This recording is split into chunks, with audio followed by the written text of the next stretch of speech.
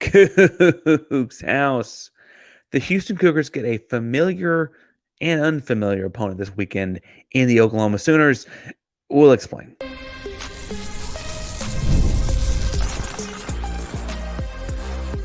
You are Locked On Cougs, your daily podcast on the Houston Cougars, part of the Locked On Podcast Network, your team every day.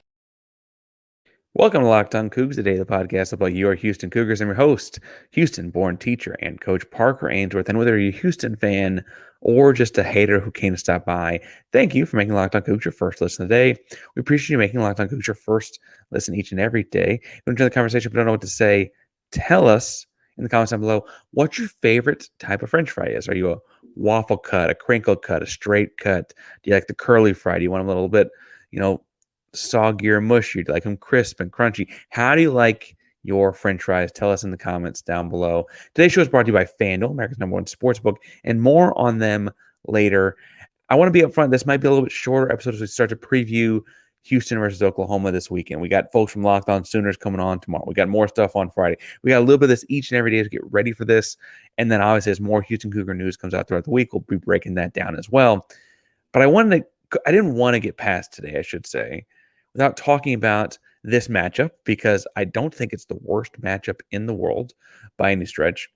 And then I also want to talk about this Oklahoma team, because I think while it's easy to think of as a Big 12 school now, Oklahoma is a team that has dominated the Big 12 for a large stretch of the time that Houston was not in it. It's not the same dominant train force that they used to be. And I think that that's something to kind of keep in mind here. That's not to say that Oklahoma's bad by any stretch. I don't want to say that. But they're not the team that were, putting out Heisman Trophy winning quarterbacks, win college football playoff every year.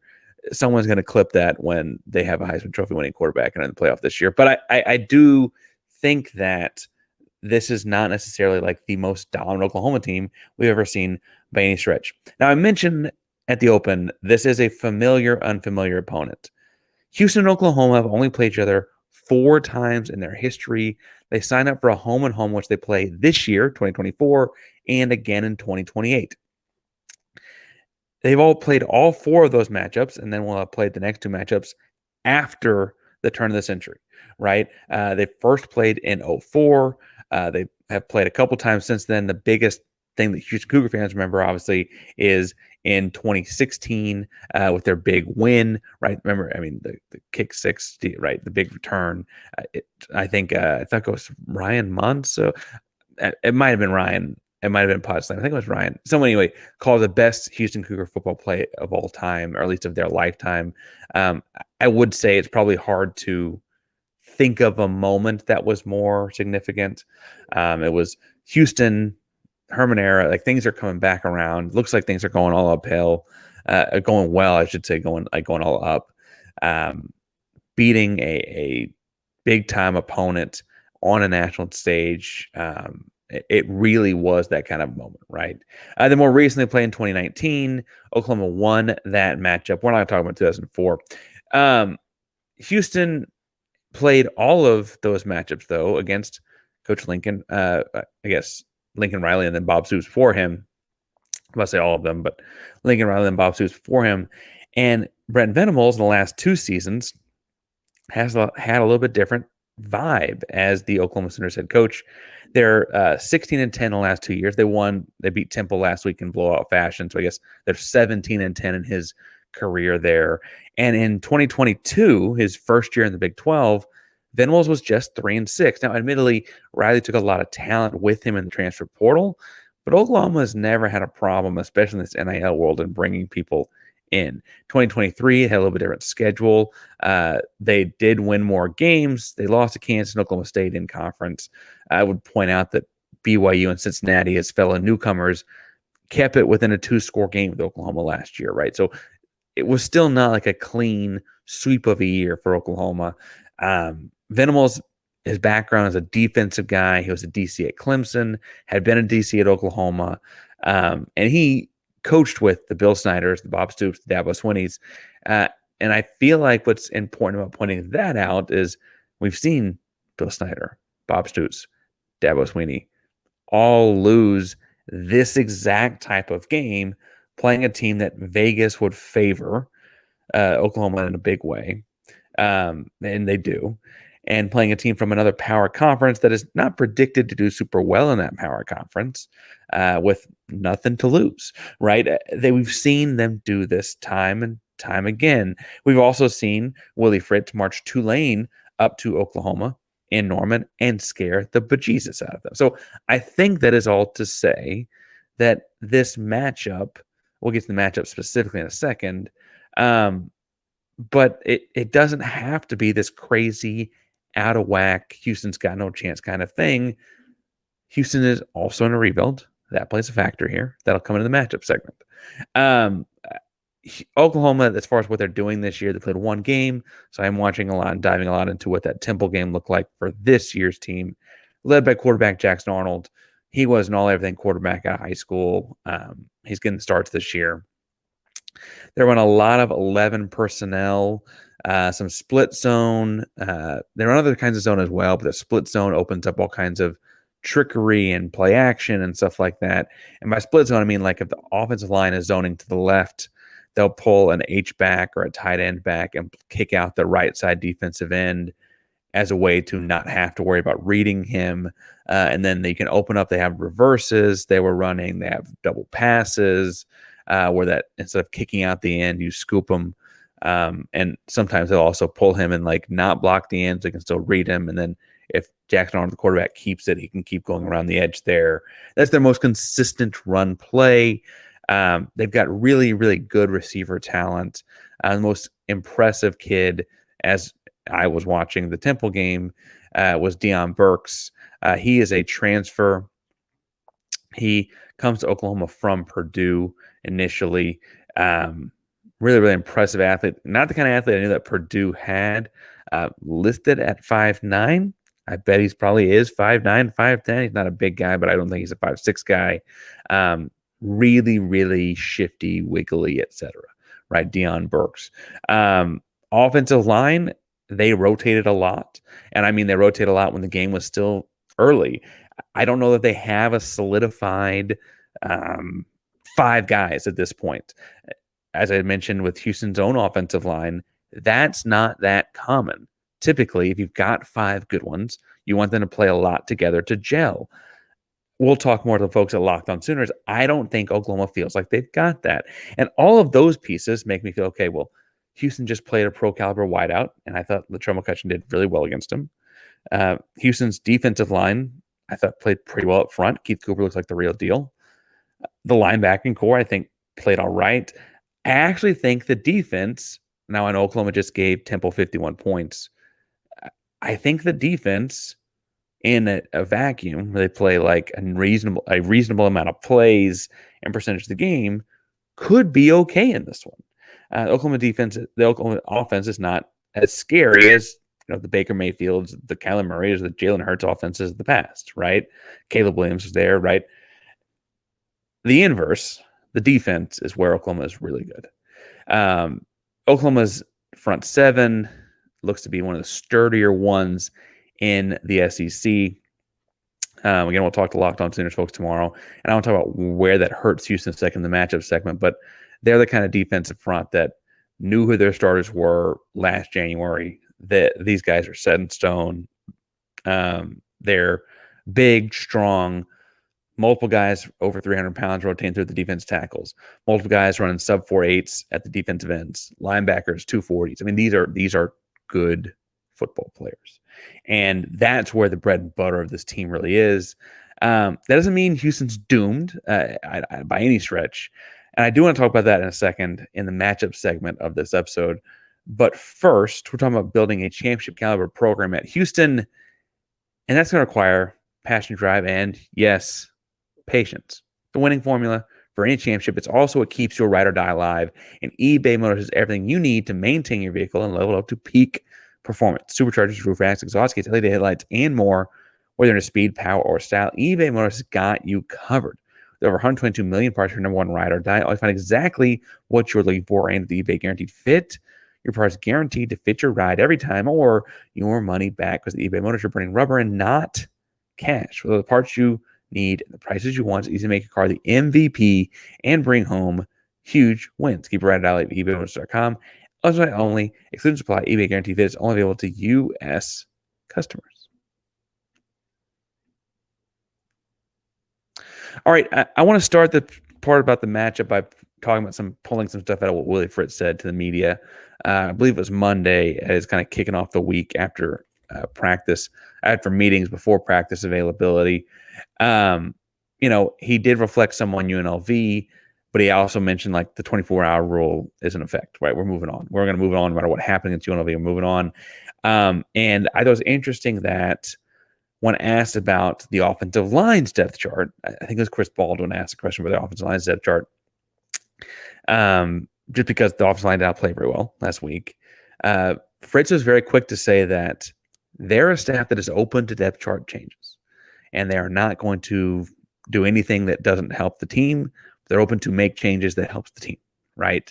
And he then also went with and we think we've got good 5 offensive linemen. So he had that idea in his head.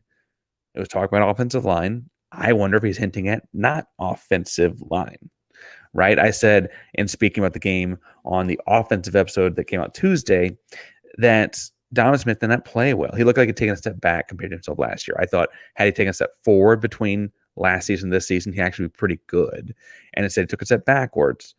I wonder if you're going to see, Deon Chris. Sounds like his shoulder. He's healing up a little bit. He should be good to go. You're going to see more Uela, the guy that came in through the touchdown. If you were under a rock last weekend, are you going to see more of them early in the game when it's maybe a little more, I don't know, first team guys out there? Who knows?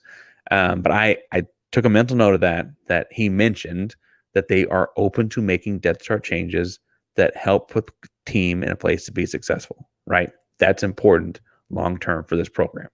The biggest thing, though, he said about Oklahoma specifically is he focused some on this idea of the defense that they have, their size, the way they force turnovers. They had 4 forced fumbles in the Temple game.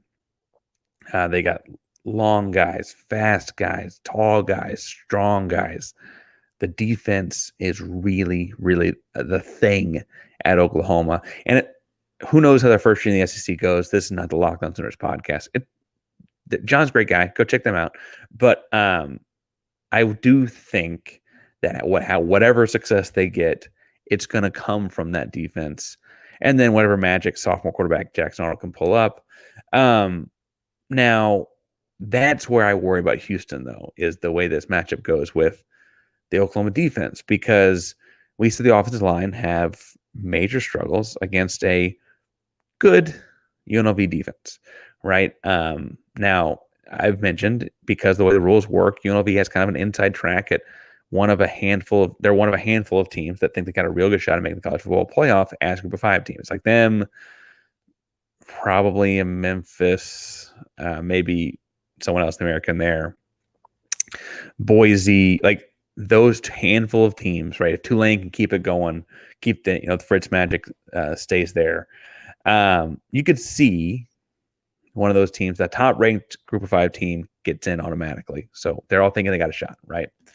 And so, long story short, that defense was all right. I don't mean to say they weren't, but they gave Houston fits. Houston didn't score until the backups were in at the end of the game, right? And frankly, that drive was kind of the first long sustained drive. They had a turnover that got them in position to get close enough for a field goal, and they didn't, right? That was really the only spark Houston had at any point in that game.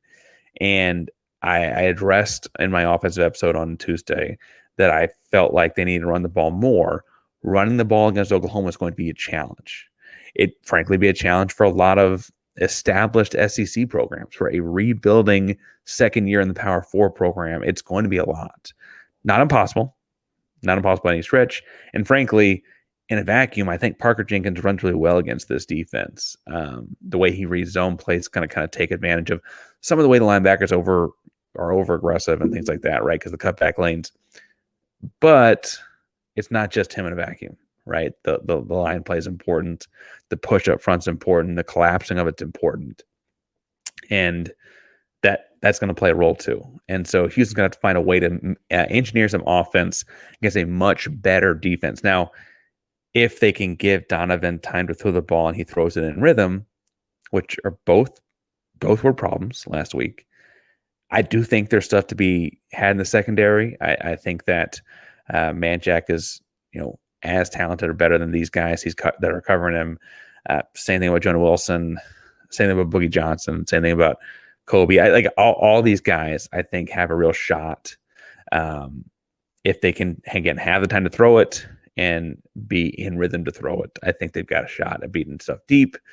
It just takes more than having good receivers to do that sometimes, right? It just does. And so we got to make sure that we have the guys in and the plays called to do that. I still think you need to establish the run. On the other side of the football, Houston's defense, I do think defensively, Houston can surprise Oklahoma and kind of have some guys make a name for themselves here. I mean, honestly, if A.J. Halsey comes across the middle and knocks off Jaleel Farouk, one of the receivers, he knocks his head off because A.J. Halsey's out for blood half the time.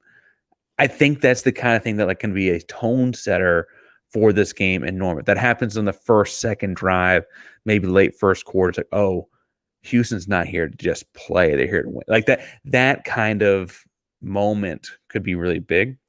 I'm not, again, Deion Burks is really good. They're going to burn me on this because I'm saying it. I think Houston's defense matches up well enough that I don't think they're going to score enough points for it to be a blowout. I think Houston's offense will struggle, unfortunately. If they can put some points together, though, I think the defense can keep them in this thing. Honestly, part of that is because the offensive line is so mixed-matched for Oklahoma that their natural size advantage, because they are giants up front, is kind of negated by scheme. Right? Again, they won 51-3 against Temple. They put up points, but they also had 4 turnovers from their defense, three of which put them in red zone type scoring position, right? And so their yardage is actually more humane, humane. I don't know. And I think that defensively, especially with moving Jamal Morris into more of a leadership role as a starter, Michael Batten continue to adjust to the Power 4 level of football. I think they can be okay on that side of the ball. And call me overconfident in this defense. I have been nothing but impressed thus far by Willie Fritz in the defense, and he's a defensive guy, right? And so I think that makes sense. We knew he was the right hire. We know it's going to be a rebuild. It's going to take time, but it makes sense that the first thing to come along is the defense. That's the group that he has coached and understands the longest and the most, right? And so we'll see. Now, Jackson Arnold is a sophomore, and I should stress that he came into Oklahoma from Denton Guyer High School, the DFW big, I think 6A program. And he was like the top end quarterback recruit in his high school class out of the state of Texas, was Gatorade National Player of the Year. And then Rivals had him as a top 3 player in the class, number 1 player in Texas. 24/7 had top something and top whatever else. He was all everything, and it's his first year to really get to start. From the start of the season, get to start. He came in last year along the way, and I think he started in the bowl game. Actually, he played and then also started the bowl game. Anyway, the long story there is that the kid's gonna be good. I think Houston's catching him early. And what I think is interesting here, and I guess what we'll call our last segment a second, is I wonder in this matchup and carrying it over, as far as the thought experiment goes, where we'll be at comparing the 2024 matchup of this game and the 2028 matchup in this game. So I want to talk about that in a second. But first, we told you this show is brought to you by our buddies over at FanDuel. And FanDuel is America's #1 sportsbook for a reason. You've heard us talk a lot about it here at Locked On. But a little something different for you now, because now through September 22nd, all FanDuel customers can bet $5 and get a 3-week free trial of NFL Sunday Ticket from YouTube and YouTube TV, right? Then with the YouTube TV base plan, you can watch every regular season game Sunday afternoon at a market game, wherever you are, whoever you want to watch. All you need is a Google account, which is free. And their current form of payment, you sign up for the YouTube TV thing. You can cancel anytime. Again, you get all the way through September 22nd. You can get 3-week free trial of NFL Sunday Ticket. Just visit FanDuel.com. Download America's #1 sportsbook today. FanDuel, official sportsbook partner of the MLB. All right, so this is where this episode gets short because I don't have concrete, fleshed out things here in this segment. But I do think it's interesting because we understand that Willie Fritz is doing a rebuild through Houston, right? And this thing is getting the wheels turning. We open up week 2 of the first year with a very talented Oklahoma opponent. Admittedly, I think they've been more talented at a lot of different points the last 20 years, but a good opponent. And I think there's ways that, again, Houston actually matches up okay at certain spots, certain positions, etc. We'll talk more with Locked On Sooners. I'm sure they'll correct me as much as they feel like I need to be tomorrow. But as I'm working around 2, Houston plays them again in 2028. Now, that's at the point of the rebuild when I expect Houston to be really winning. And I don't mean like, oh yeah, let's go 8-4. No, I think by 2028, we should have every reason to expect this thing to be in the right direction. Right now, I understand Tulane took a little bit longer, but Tulane is not Houston. It did not have Big 12 resources, did not have the city of Houston in its backyard. We just hired Eddie Nunez to help with the money problem. I mean, all of these things are being put in place. And so I kind of think of this 2024 game, again, a game that I think Houston has a chance to surprise some people in. I look at this 2024 game as an interesting bar and measurement. These two programs in 2024 get to see each other again in 2028. Now, who knows what bowl game happens or what other non-conference games they schedule, because Houston's going to have to mix up some of that later down the line, et cetera, and I'm sure Oklahoma will too. But that's a very direct comparison, right? Oklahoma's on the up and up. They joined the SEC. Again, I am not as high on Venables as others are, but they certainly are. Houston is at ground zero. Wherever that ground zero is, we will see on Saturday. And again, I think it's better than people realize. But regardless, wherever you think we are, we'll see it on Saturday, right? Then 4 years from Saturday, we'll see it again. And I, again, expect it to be can I call it a 2028 game now? Houston wins the game in 2028. Can I call that now? Sure, put it on it. You find me in 2028. We'll talk about it. God, I hope this show's still going around in 2028. I appreciate this each and every day, so I hope we keep it going by then. But who knows? Maybe we'll have a whole TV channel for the Cougs by then. But more focused, I think that makes this a different level of intrigue, right? This isn't Rice. This isn't a UNLV team that thinks they get the playoff. This isn't a Kansas State team you're going to see every year. The next time you're supposed to see these guys is at the part of the rebuild where you think you're going to be really good, if not before, frankly. And that's exciting. That adds a layer of excitement to what we see this weekend because of where the thing can be.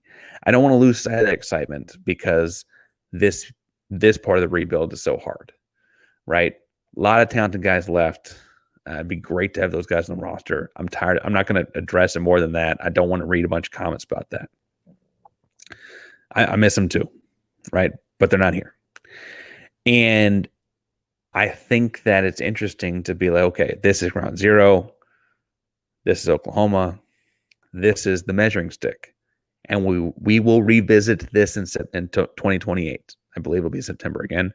We will revisit this later to those freshmen, to those recruits. We will be directly comparing this later to where we are. And I think there's something cool about that. And there's some exciting about that. I think that adds a level of excitement in me to this weekend. Now, as far as this being a shorter segment than normal and not being the full 30 minutes, I guess I've talked for a few. I don't have any tangible statistical TV data or what. Who knows? We'll be watching it on the inside of our contacts by then. I don't know, right? But I do think that just having that on the schedule already makes me excited. If you think I'm wrong, think I'm crazy, think I'm just talking to be talking, I guess technically you're not wrong. That's part of the reason I wanted to do this show was because I want to talk about the Cougs. But regardless, tell me in the comments down below. You can also find me on X at Painsworth512, Painsworth 512 on Twitter, Instagram, Blue Sky, whatever your social media TikTok. I got that these days. Whatever your social media preferences, I'm on it at Painsworth512. For a second listen of the day, today I'm going to recommend Locked On Big 12. Tomorrow we're going to be also talking to the folks at Locked On Sooners. I'm sure they're going to recommend something else. But Locked On Coogs is a proud member of the Locked On Podcast Network. That means your team every day. Go Cougs.